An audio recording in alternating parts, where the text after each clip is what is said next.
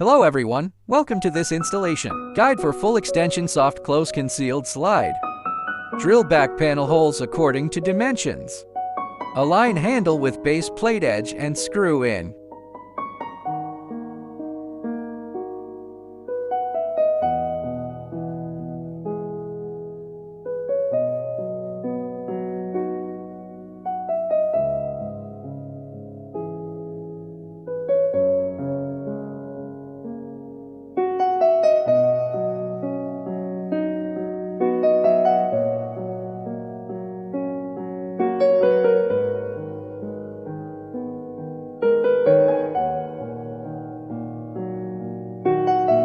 Third rail hole 37 mm from side panel edge.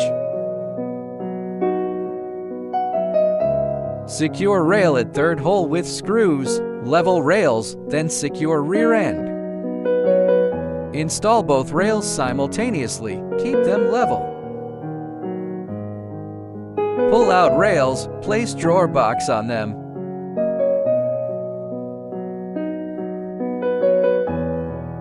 Make sure the rear hooks of the rails are securely fastened. Manually engage the 2D 3D handle. Test, open or close drawer to check soft close.